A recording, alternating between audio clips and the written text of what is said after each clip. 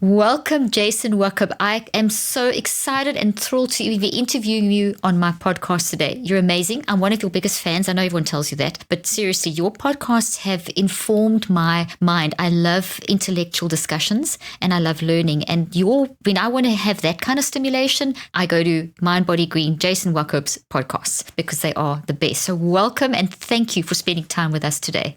Oh, thank you so much. You are so kind, and it is such an honor to be with you today. So thank you. Thank you. It's nice to be to be asked the questions for once, isn't it? You always ask all the questions. I like asking, not answering. Oh, so. Do you? Okay, then you can back and forth. We'll just have a conversation. Well, you're a great interviewer. And I know you'll be a great interviewee as well. Okay, well, before we dive in, tell us about you and then something that's not in your bio. You give us like a little tidbit. A behind-the-scenes tidbit. Well, I'll give what you. What motivates you? Yeah, I'll give you the story of the why behind MindBodyGreen. And so, I'm 45 years old, and I always have to do the math in my head now as I get older. So it was 22 years ago I played basketball in college. 22 years ago, I'm aging myself. And so I was an athlete. I played basketball. I'm still older than you. Don't worry. I'm like 11 years older than you. I still feel great. That's part of, exactly. I practice what I great. preach. You look great. Yeah. Thank you. And so I played basketball at Columbia, and there were no athletic scholarships at Columbia. And so I had financial aid and I had some loans to pay back and didn't come from money. And so upon graduation, I wanted to pay back that debt. And so I looked at a couple places. In 1998, if you wanted to make money, there were no startups back then. So I went to Wall Street. I became an equities trader, and I did well enough where I could pay off my debt, but not well enough to retire by any means. And then 2001 rolled around, and 9/11, and I was in New York at the time. And like many New Yorkers, that event had a profound effect on me. And I started to question my purpose and what I was doing professionally. I wanted my career to align more personally with my values. And so I left and became an entrepreneur. I was part of various startups. Most of them were unsuccessful, and found myself, fast forward to 2007, 2008 to early 2009. I was part of a startup that had me flying a lot. I flew over 100,000 miles domestic. Oh, that's scary. So, and then you picture I feel the pain. I'm 6'7", so 6'7" in a coach seat. So not pretty. So the flying combined with stress and an old basketball injury led to 2 extruded discs in my lower back, L4, L5, S1. So I had excruciating sciatica. My right leg was like a lightning rod. I couldn't walk, and walking is like one of my all-time favorite things to do. It's what I do when I stress. It was taken away from me. And so I went to a doctor, and he said, "You need back surgery." And I have nothing against surgery, but generally see it as a last resort. And the success rates with back surgery actually aren't that good. So I sought a second opinion. That doctor said the same thing. He said, "You need back surgery." And it was almost like an afterthought. He said, maybe some yoga or therapy could help, but you probably still need surgery. So I said, okay. My girlfriend then became my wife and co-founder, Colleen, had a yoga practice. So I said, I'm going to give this a shot. So I started, some really light yoga, 5 to 10 minutes in the morning and evening, and I started to feel better. And I started to look at everything in my life: stress, sleep, nutrition. I was someone whose idea of nutrition was a steak and a martini at the Palm Steakhouse. Well, there's nothing wrong with that if it's in moderation. Moderation did not exist for me back then, as I had enjoyed so much steak and so many martinis that my caricature is on the wall of the Palm Steakhouse in Midtown Manhattan next to Joe Namath and Adam Sandler. Okay, I'll go look for it when I'm there next. Yeah, you can see what I look like at age like 27 or 28. And so in insane amounts. And look, I eat meat, but not as much anymore. And if it's beef, I make sure it's grass-fed or organic or community raised and so forth. But primarily, I ate a lot of vegetables. So at any rate, started to look at nutrition, started to look at the environment, and made a lot of changes in my life. And yoga was a big part of it. And over the course of 4 to 6 months, I went from I couldn't walk to I was fine. That's unreal. It was, and I had this, and I have never gotten back surgery. And we're in COVID, and I still fly a lot, but not during this time. And so I had this epiphany. I said, wow, everyone's got, and keep in mind, this is, 12 or so years ago, everyone's got health and wellness wrong. Much of what was out there was about, with the word wellness, was either a spa definition of wellness or centered around vanity and weight loss. And I was an ex-athlete, and I was fit and I looked good, but like clearly I was falling apart. And I said, wow, everyone's got this wrong. True well-being is this blend of mental, physical, spiritual, emotional, and environmental well-being. And you can't have one without the other. And all these things are interconnected.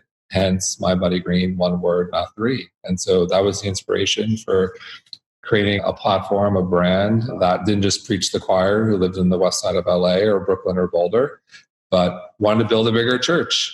And here we are in 2020, and now I'd argue there's too much wellness. It's everywhere, and there's a lot of bad information. But that was my story, and came from, a place of purpose and mission, and it's been a very interesting and fun ride. It's amazing, and it's an amazing story and a great motivation. And you have definitely built a premier wellness platform. And it is something that is so important because it is a problem navigating wellness now. Everyone's got a book that says this is the way, the only way. And if you don't do this, and that's where you provide a tremendous service to the public in terms of helping people navigate this wellness space in such a incredibly literate way. Everything you have on the platform. So it's definitely something that I strongly advise people to go and check out. And you've even got a supplement range and all kinds of things now. I mean, you really are expanding and helping people to navigate this space. And we'll definitely put all the links in the show notes so that people can find you and get hold of you. But I love what you're doing. Well, you've interviewed some of the top people in wellness, and not even just wellness, just in general. I know you've interviewed like Deepak Chopra and Warren Buffett, and like you really get to interviewing some of the most unbelievably interesting people. Fascinating. And tell us about maybe some of your favorites interviews, or maybe that's not fair to say favorite because you're probably like me, you probably love everyone you interview, but just like major things that you've learned from these, some of the top people that you've interviewed. Well, I can't, it is hard to choose. Yeah, I've loved everyone, but you mentioned Deepak Chopra. What have you learned? I've learned, wow, if I were to sum it all up, I would say it's, well, they're in the world of well-being, there's so much information, but it's complicated. And I think ultimately what we believe, and I think you see in the range of guests, it's about connecting soul and science. And so, so you mentioned soul. So, Deepak Chopra has the advantage, I would say, of being in this space for 30, 40, 50 years, in his 70s, and with age comes wisdom and his perspective and consciousness and what this all means, if you will. On one hand, you'll find yourself hanging on every word. And then on the other hand, you'll start to say, whoa, wait, what is he saying? What just lost me. He just blew my mind. Everything I believe is wrong, or that makes no sense. What does it actually mean? I think he does that on purpose, though, don't you? He's brilliant. Jason, I think he does that. He throws like curveball and makes you think, hey. He's brilliant. And then on science, we've had people like David Sinclair, who you've had, who's the brilliant PhD, I think one of the foremost experts on longevity, who's a biohacker, who talks about everything from vitamin D and supplementation to he's injecting NAD. He's on the cutting edge of everything. Of everything. Yeah. Even COVID testing. Yeah. Exactly. And then you've got people in the middle, which is, where I tend to be, who practice functional medicine. People like Dr. Frank Lippman, who's my doctor, Dr. Bob Roundtree, who are just amazing. And, to me, it's about providing multiple points of view. And as a reader, as a listener, what I say, my advice is, yes, we're in an age where there's so much information, yet there's so much disinformation. So what does that mean for you? One, check out MindBodyGreen. I think we try to be fair and balanced, if you will, but be informed and do your homework, and also be open to changing your mind. The world is changing rapidly. Science is changing rapidly, and you as a human are changing rapidly. So on one hand, be informed, have a point of view, but at the same time, be aware and be open to different points of view, and be open to the fact that something that may have worked to you, whether it was a specific diet, may have worked for you very well a couple of years ago, may not work for you today, whether that's diet, exercise, what have you. And don't let your wellness philosophy become religion. And I think if I were to take a step back, and like look at where we are in the world of well-being today, I think it's unfortunate. Fortunately, it reminds me a little bit of what's happening in politics. And you have people great analogy at the extremes. Yeah.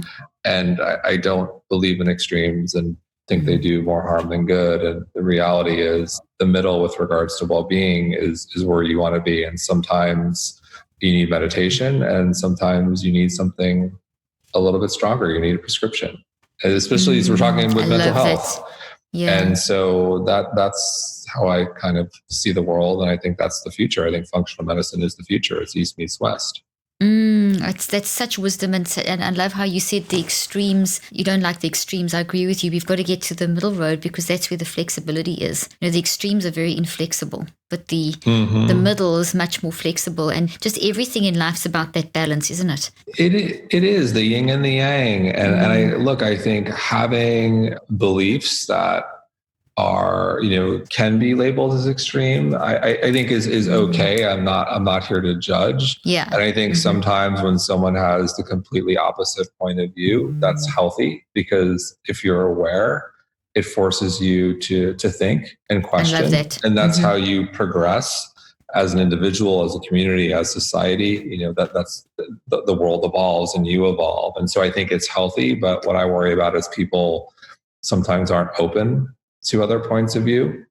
And so I think that can be a little bit dangerous. But again, here at MindBodyGreen, my belief is about connecting soul and science. And sometimes there's hard science, and science is there to support that. And other times it isn't. And that's okay. And science is far from perfect. Oh, gosh. And whatever you subscribe to, whatever religion or what have you, miracles happen, the unknown happens. Sometimes something just feels good and science doesn't know. And, who cares? It works. It feels good for me.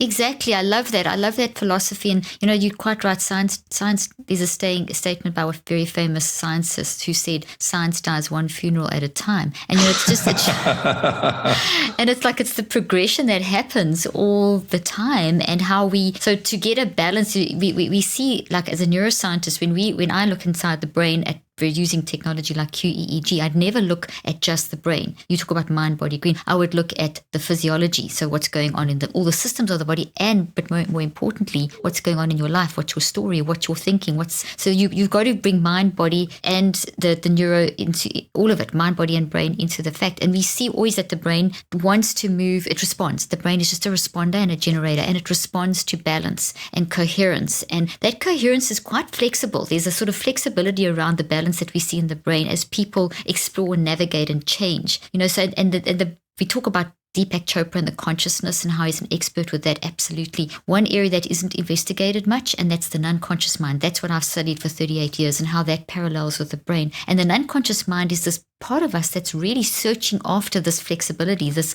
balance, this homeostasis, and we see it directly picked up in the brain. So your non-conscious mind and the brain activity kind of parallel. And when people adopt the kind of approach that you've just described, where let's listen to it even if you don't agree with an opposing point of view, have the flexibility to agree to disagree, but still listen. When you challenge your mind and your brain like that, it brings this optimized balancing function back into the brain, and you become healthier mentally and physically. So you blend the spirit and soul beautifully. Use the spirit, the soul and body, soul, brain, mind, body beautifully when you do what you've just described. So there's just a little bit of science backing up. That approach is the healthiest approach to being a human. Well, from what I see from the research. I love that you can have a very informed scientific point of view to validate my belief system.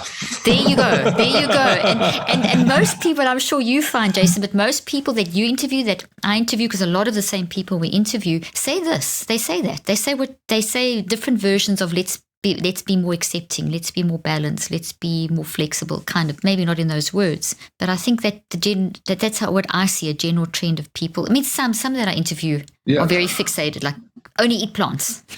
And I think for me personally, if I were to describe how I live my life, I'm a little bit of Blue Zones meets biohacking. So we've, Dan Buettner, I know, has been on your show. I'm a huge fan of Dan. And love his stuff. Mm-hmm. What does that look like? What do I believe in? I believe in the power of purpose, gratitude, family, walking in nature, getting outside. I eat primarily plant-based, although, I'll enjoy, we live in New York, so I enjoy good food. I'll have a drink. I'll eat meat every once in a while. Like I believe that the breaking bread is a spiritual practice, and there's something to be said for being around people you love and having a good meal and a drink. But at the same time, I also get quarterly blood work and draw 28 vials of blood with Frank Littman. And so I can zero in on, what I'm doing, how I'm supplementing, what works, what doesn't. I have like a crazy gene I learned about. I have to supplement. It's like potentially catastrophic gene. I remember you talking about that on one of your podcasts. Really interesting. Yeah. So essentially my father died of heart disease in his 40s, and my maternal grandfather died of heart disease in his 50s. So heart disease, I say, runs in my family. That's young. That's very young. It is young. And, really young. I'm in my 40s. We have 2 young girls. And so I have access to all these incredible functional medicine doctors. Frank Littman is one of them. He's my doctor. And I said to him in my 40s, I said, Frank, like, what can we do beyond just the simple blood pressure and cholesterol, which are important metrics, important markers, if you will, data points, but not everything. And so we started to do some really sophisticated testing, and I found out that there's one marker, homocysteine, that was wildly out of whack. And so homocysteine is essentially a measure of inflammation, and when homocysteine is very high, it can lead to blood clotting and catastrophic and cardiovascular disease and stroke, or stroke can kill you, and your stroke. And so it's supposed to be under 15. You're a doctor, and so mine was 63. Oh my gosh. Okay. So, I'm sitting here and you got a reaction out, a major reaction there. Because I tested in my clinical trials, we used homocysteine as one of our measures, and because it's very emotionally related too. It has a lot to do with your unconscious mind. It really tunes into what's cooking. So we should talk about that. So mine was 63. Wow. And he said, it's a mistake. Take it again. Yeah, I've never seen it so high. And I've talked to many doctors like yourself, and I tell them my story, and they're like, whoa, it's a world record. And so I was like, well, and I remember you can go in the Guinness Book of Records, I think. I'm 6'7", so maybe there's a height advantage. Everything else was pretty much in line except that. And so, and if you look at like the chart of like when it gets bad, it's almost like a J curve. So if it's slightly high, it's okay, but the higher it gets, your risk just goes through the roof. And so I was like, what do I do, Frank? Is there medication? Is there surgery? And he's like, no, you need to supplement. He messengered over a cocktail of B vitamins. And he's like, you need to take this every day. And so I went from 63 to 23 in about 40 days. And then I got it down to 12. That is fantastic. All through supplementation. And mind work. I know your meditation. Did you change that? Did you and like everything else was pretty much the same. Like I really just changed. I just really started supplementing. Like I was pretty healthy, because that's what I said. I'm like, I'm pretty good, maybe I could eat a little better here and there, but like it's in general, it's pretty balanced. So that's super interesting. And there you make a point of the fact that we have to have Eastern and Western medicine, because you needed that very nice scientific analysis to identify the homocysteine, and then it was pure putting something physical in your body that changed it. And I never would have known. It's something that a lot of doctors don't necessarily test for unless you're doing advanced cardiology work or some other work. Exactly. And so I would have never known, and it could have been catastrophic. And then I take supplement B vitamins, and that's That's worked. phenomenal. And it'll Yeah. also impact, generations, because that the B supplementation, whatever you put, basically goes through the sperm and the ova and impacts next generations. So that's really important that you watch your kids too, because I'm glad you brought up this homocysteine, Jason, because it's something that I've seen, because I consult with a lot of doctors when I do my clinical trials to get advice from just different perspectives, because everyone sees things differently when it comes to blood work. And I just knew that homocysteine has got something to do with, you've got to look at this as a marker. And from the research I'd done, so when you just told me this now, I thought, like, another reason why I'm glad I tested for homocysteine. So what else should I do? I'm curious. Well, it sounds Besides like you supplement, yeah. I got it down to a healthy level. You see, that's the thing. You've got it down to a healthy level. So it's obviously still high, but not like... It's not bad. No. That's like and there's also your range of normal. And I think, as you say, you're 6'7", I'm 5'1". So obviously our home and male, female and whatever, it's going to be different. So that's why they always have a range, and they have a range for male and female and different times of the day and that kind of thing. But essentially, from an emotional standpoint, I wanted to look at, in my studies, my trials, I didn't bring in supplementation and food because I wanted to, not because I didn't want to look at that. I totally believe in that. I look at every aspect. But this particular trial, I wanted to focus on the power of the unconscious mind and the conscious mind working together. So mind management, that's the key thing that I wanted to look at. So in terms of maybe something extra, it's always a good idea to be beyond the meditation, and things are vital.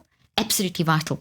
The research shows that. I'm all for it, everything you've described. But I would also go beyond in terms of mind management, in terms of really focusing on lifestyle, the 9 lifestyle factors. You already seem to have diet and exercise and stuff under control, but things like managing immediate stress in your environment. Are you managing, like if you have an acute or recurrent thing, so someone says something or someone does something, or there's that stuff that happens daily that is recurrent, that you've got to deal with, the busyness of life. What I found is that people get so good at the general healthy kind of living that they're not aware that there's an underlying energy, kind of almost like if you pull a hamstring or you do exercise and your muscles get very tight and sore and you hurt them and you've got to actually wait until you stretch them out. You can have the same thing in your unconscious mind, where you can have these little things that you kind of feel like you're managing, and consciously you feel, okay, I've got this under control, but it's not. We don't always have everything, and no one's got everything under control. And what I found is those are almost more dangerous than the very big dramatic stuff,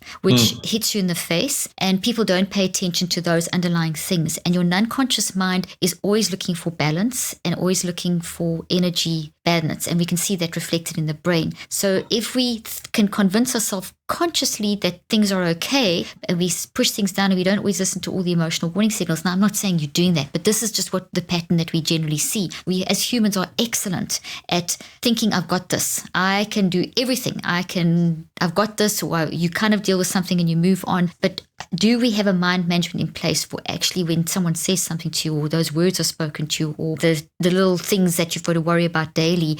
Do you have a management place in? Are you dealing with them? Are you facing them? Are you balancing that energy? If not, it creates these emotional warning signals that your unconscious mind will send as prompts into your conscious mind. And if you push those down, that eventually over time, cumulatively can interfere with all the physiology, neuroendocrine system, psychoneuroimmunological system, the energy systems in the brain, and it's little bit, and over time it can then build up. And so I'm not saying that that's directly, but that is something I train my patients to do. Something I do is mind management of all 9 lifestyle factors, and I've just described one. And it's deliberate, intentional 5-step process that you go through to train your brain.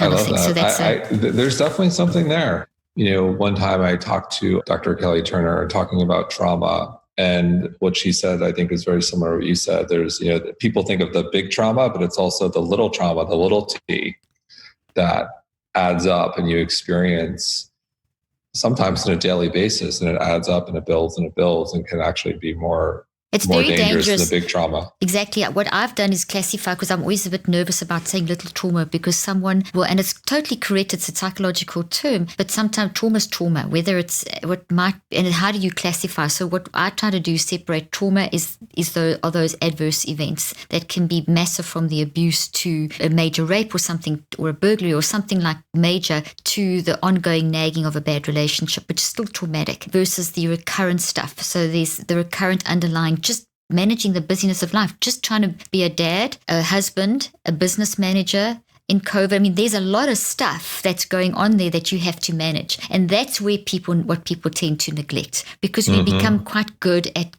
we're brilliant. Humans are brilliant. And we're very good at kind of wiggling our way around these things. But cumulatively, those are the things that really we find those over time really get people. And so in the wellness space that I work in is to try and help people to tune into that. Sleep, for example. I mean, everyone tells you in the wellness space, you've interviewed people that have told you, sleep. If you don't sleep, you're going to die. I mean, just hearing about sleep will make you not sleep. What it does, So what I always do is try and work on the mind management of sleep and how you prepare for that first thing in the morning. So that kind of thing. So it's the mind management is a scientific, deliberate, intentional, conscious process where you tap into the unconscious mind, and you, in a very rigid way, literally, not rigid's the wrong word, but in a very organized, structured way, you direct how you build your brain every moment. And that's pretty much helps to balance out the neurophysiology, things like homocysteine. 100% agree. Kind of fascinating. So that's why I like what you do, because you are teaching people the basic principles of that in the people that you interview, and you challenge people to think. And when they think, they build their brain. And that's another thing. When you build your brain, it builds tremendous resilience inside you, which is great. So there's some brain science there. So let's get back to what you do. So trends. Okay, so coming back to wellness, there's trends. Are there trends currently that worry you? And on the other side of the coin, trends that excite you. So let's talk about the worrying trends first versus So I would say with where we are in the world with COVID-19, there seems to be a widening of the gap and polarization of Eastern and Western. It reminds me of politics. And I don't believe in extremes. I believe in being aware. I believe in listening to all points of view. That doesn't mean I don't have a point of view, but I do think, on one hand, you asked me, what I'm excited about. I am very excited about functional medicine, the marriage of Eastern and Western. Love it. And we've come so far with regards to science validating healthy lifestyle choices out there, like, meditation, breath work, yoga, eating vegetables, nature bathing, a lot of great science, the benefits of nature bathing, going for a walk. And so exciting that we've been building that bridge. And I feel at the same time, we've also, Western and Eastern are tearing it apart a little bit right now with regards to COVID. So on one hand, I'm excited about Eastern and Western. On the other hand, I'm a little worried about the splits. Yeah. They don't have to be mutually exclusive. And I think there's, it is so important to be informed. I think it is so important to develop your own point of view, but I also think it's absolutely critical to be aware and to be open. And part of the process in life and part of the process in wellness is being open and potentially changing your point of view. That's how you grow. Personally, if you talk about well-being, whether it's nutrition or working out, what worked for me 10 years ago at 35 is way different than what works for me at 45 with regards to how I eat and how I work out. And so it goes this idea, I think, I worry that some people, their point of view becomes a belief system and then it becomes religion. I think that can be not so good. And that's happening, isn't it, Jason? It seems to be happening out there. And I think it's always been part of the well-being world. And look, I understand. I think so many people come to this world because something's wrong and they've gone to Western medicine or the establishment and no one could figure it out and they were shunned. And then they, whether it's finding a functional medicine doctor or yoga or a certain diet, all of a sudden they became well. And that's powerful. Very. And I've seen that in my own life. I had parasites years ago and struggled with them. And I went to all sorts of doctors. I even went to neurologists. I had weird symptoms. People thought I was nuts. And it was very tough. Wow. And parasites can wreak havoc with your neurology. Yeah. And they looked at me like, you're crazy. And I went to Frank Lipman and we finally diagnosed it and developed a protocol and took antibiotics and also took herbs. And it took a while, but finally made a recovery. My point being is I understand how people can start to self-identify with a specific part of well-being. And then when that's challenged, that can challenge someone's identity, and then it becomes a little difficult for that person. And I think that can be tough. And ultimately, as a movement, it's hard to progress when I think we're, not only warring with ourselves, but then there seems to be a lot of warring and fighting on social media these days. And it's so unnecessary, because we can actually, as you keep on stressing, we can be informed and learn from every person. And you said so wisely as well that if someone's had a major experience, then they think, well, that's it now. This is the solution. Yeah. And that's that extreme. That's inflexible. And look, I'm an optimist. So there are so many things that are so exciting in the world of well-being. I think, as you know, you've had David Sinclair on your podcast. I think longevity is super exciting. And this idea that, increasing your NAD, whether it's through NAD or supplements like NR, there's a time. You can do something, NAD is this thing that, declines over age, and you need it to live. And, to try to summarize, and not as eloquent as David, when you're dead, it's at zero. And here's something that increases NAD, this key molecule, that is important for aging. To age well. To live. And there's something out there that could help increase that. And it's also, Makes sense. So it's so exciting out there, and Western and Eastern are catching up, and having a conversation around longevity and living past 100 and so forth, I know is hard to think of at the moment as we're in the middle of COVID-19, but there is so much exciting. There are so many exciting developments in the world of well-being now, and I get so excited, and I love when Eastern and Western come together. It's amazing. And, science says going for a walk in nature is great for you. Just looking at a picture of nature changes how your brain is functioning and how your physiology is functioning. It's just such basic stuff. And as you say, East and West coming together, we can learn so much. I mean, you've interviewed Dr. Ganoum as well, and how that's a whole other world as well. People don't even... Fungi. The fungi man. How that can cause anxiety, and how that's so treatable. The microbiome versus the microbiome, the probiotics. The mycobiome and the microbiome. Yeah, it's so exciting when, as science progresses, so that's where the wellness space can open up our eyes. And the endocannabinoid system, which is the why behind everyone is so excited about CBD and hemp, is because there's a effect on the endocannabinoid system, the master system, which is arguably the most exciting system since the microbiome, that is connected to everything from anxiety to hormone, you name it, we're still learning. And so there is so much. I think that is so interesting, exciting. Breath work is another practice, which to me is a real-time tool that we need in our toolkit to manage anxiety. Meditation, I'm a big fan of meditation, but that's something, it's hard to, if you practice TM or Vedic, for example, and you're stuck in traffic and or you want to strangle someone. It's hard to, just find your 20 minutes, where breath work is this real-time tool on the which time, you could on the turn spot. on. And so, I could go on and on. It's There's just so much. exciting. There's the tapping and Wim Hof, the Wim Hof method. I interviewed him the other day. That was fascinating. These, and you can do that on the spot. And there's just so much great stuff we can keep adding to our toolbox. And some works for you, and some work doesn't work. But if you don't know about it, or if you close your mind, you can't learn. I'd say on one hand, parts of me where I started, I wish we could all get along.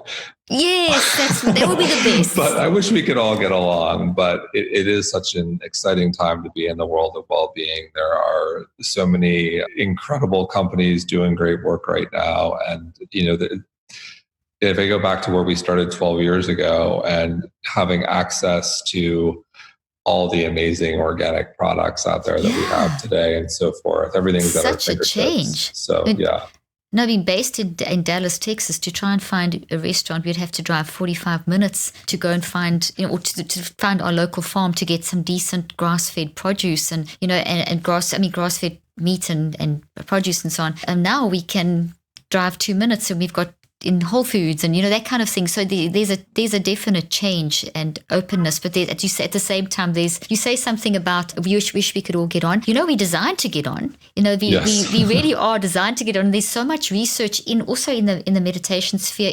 There's 150 years of research showing how when we function mind-body, when we bring spirit, soul together, soul, body, however you want to call it, same kind of thing, unconscious, conscious, mind, body, etc., we are going to increase our compatibility. We literally, scientifically, on a quantum physics level, we literally wired for love. And I know that's a philosophical phrase, but it's got a tremendously mathematical component to it. And so as humans, we're designed to actually enhance each other. So it's a matter of us getting past this mindset of I need to compete to survive, to rather say I need to enhance to survive. And that's kind of, and I think that's what you're trying to say as well. If we could just listen to each other, you don't have to take everything I say, but there might be something in the conversation. Mm-hmm.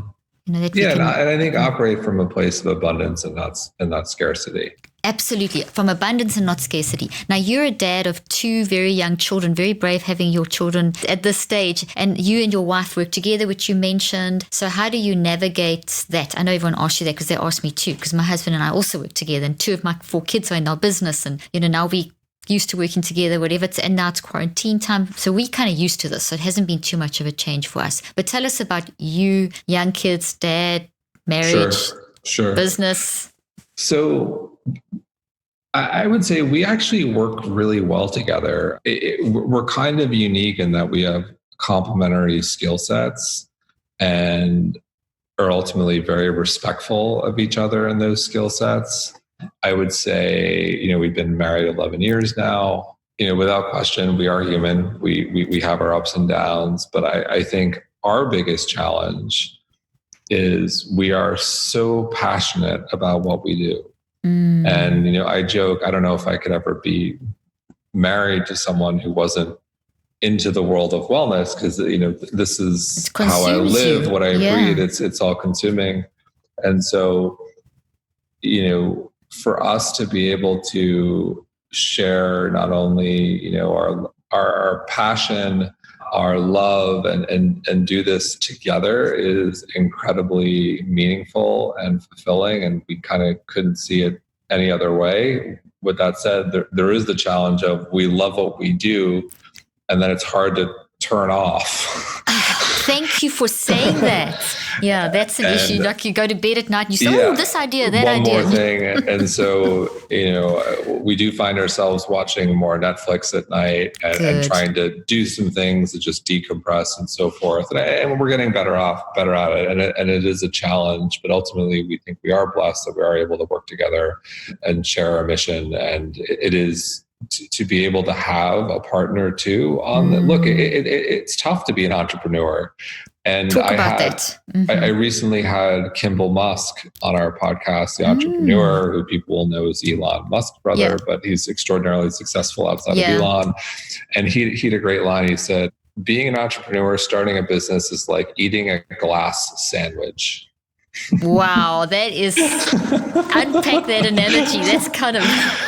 and there's a lot of truth to that. I think, running a business, just outside of COVID-19 is definitely, very challenging and tough to navigate as an entrepreneur, as a business owner, as a CEO. But running a business is tough. On one hand, it's incredibly fulfilling. And, I'm a hardwired entrepreneur. This is just the way I am.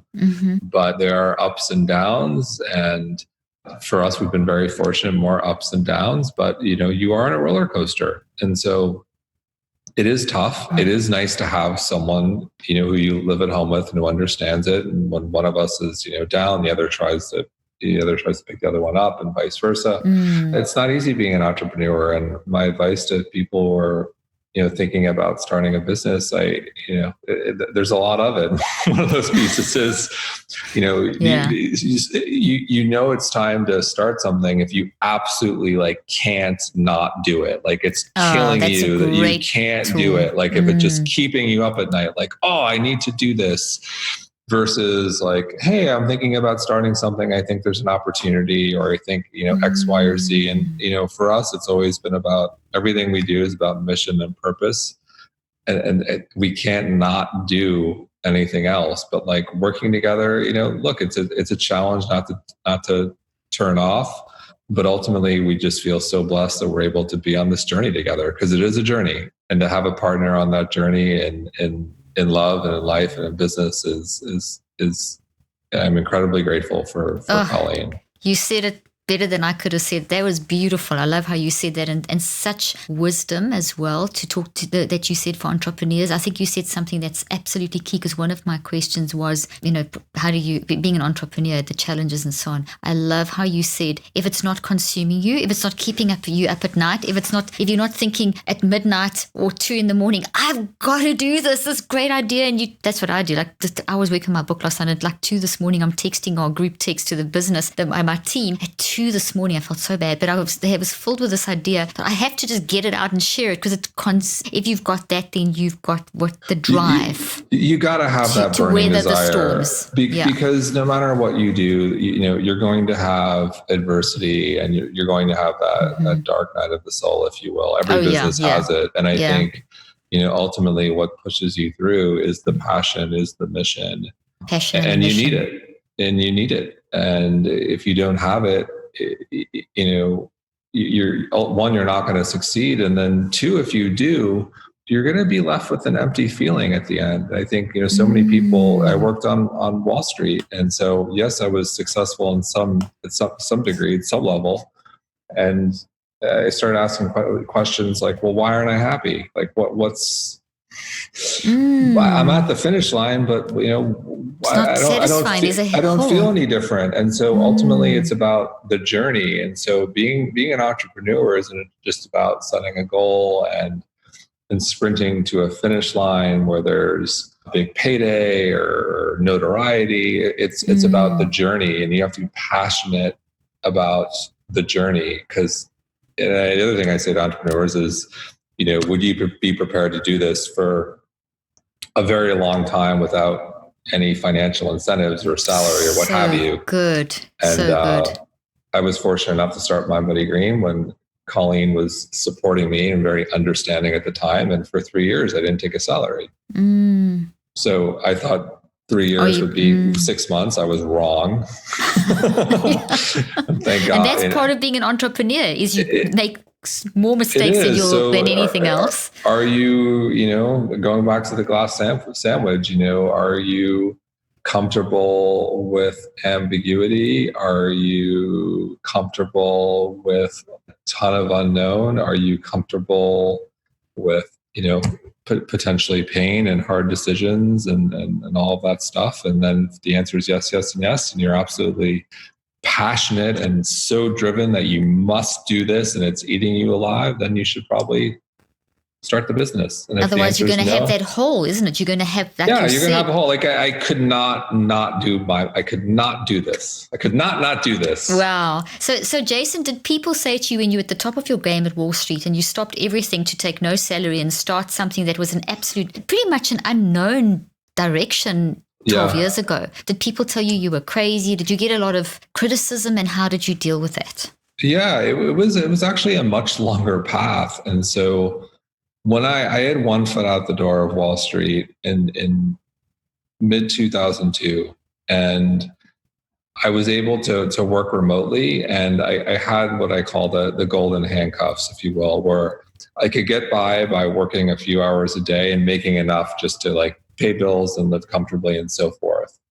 And then at some point in 2004, I said, you know what, I'm never really going to leave by keeping one foot in. And so I made the it was painful decision at the time to fully leave, not take a salary, move home into my mother's house when I just turned 31 or so. Yeah. And my friends were like, what are you doing?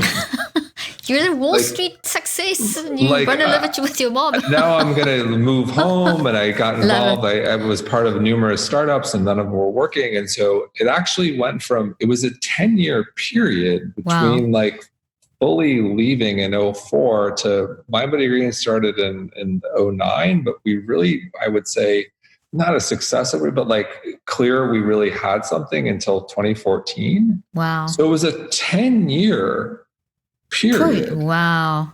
And, I went home. Eventually all the money I'd saved from Wall Street, it lasted a while, but not forever. And so I had to go take a number of steps back to ultimately move forward.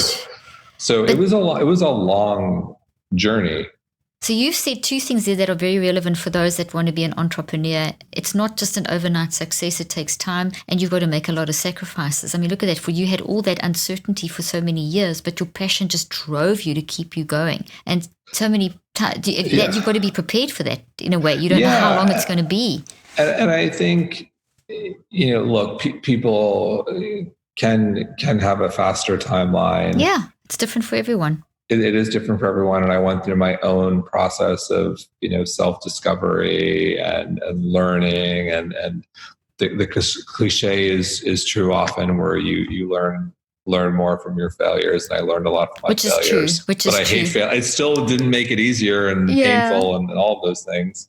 And hindsight's always 20/20 vision, isn't it? You can always go, I learned from that. But at the time, think, oh gosh, I really don't need this lesson in my life. Thanks. It's always, what's the Steve Jobs quote? It's always easier connecting the dots backwards than you can forwards or something. Love it. Yeah. It's excellent. So it was a process, but ultimately, like, if I look back, it made me a better entrepreneur, a stronger CEO, a better spouse, husband, all of those things. But it is a process, and I think you need to be in it for the long haul. Yeah, if you're starting a business just to make money, then you probably should. That's the wrong reason. Reason. Oh, that's brilliant advice. Okay, just wrapping up with the last question. You've got a supplement line going now. Could you talk a little bit about that? Yeah. So like everything we do, what I do, it's got to come from a place of mission and purpose. Mm-hmm. And so, I mentioned my story with homocysteine, and the supplements were something I always believed in, but after I saw personally that my homocysteine dropped from 63 to 12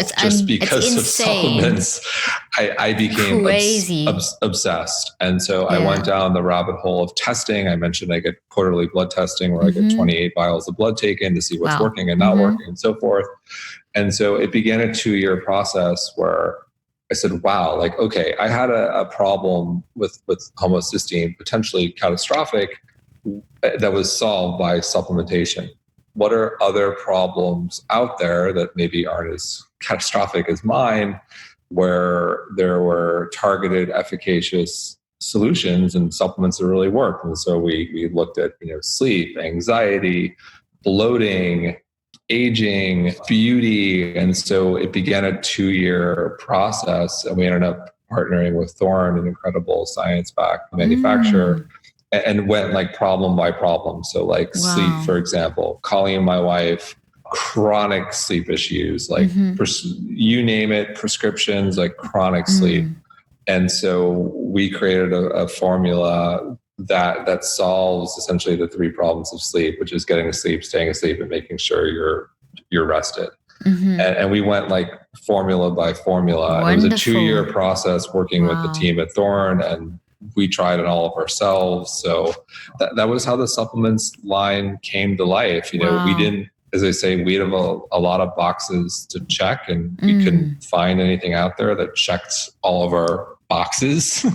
And so that was the inspiration behind the line. It was a 2-year process, and they launched early this year, and the feedback has been tremendous. It's really, it's one thing if someone reads your content or listens to your podcast and gives you like a great comment, like, hey, I love, but it's another thing when like you're creating a product which people are ingesting and putting in their body and saying like, changing. Hey, you've changed my life. And ultimately that's what we're here to do. And so it's just been so incredibly fulfilling, and I take everything and Colleen takes everything. So it's cool to be able to create things that you can actually take yourself and people can enjoy. So. Oh, I love that. Well, congratulations. I'm really excited about your supplement line. And I get what you're saying. To see people get a change.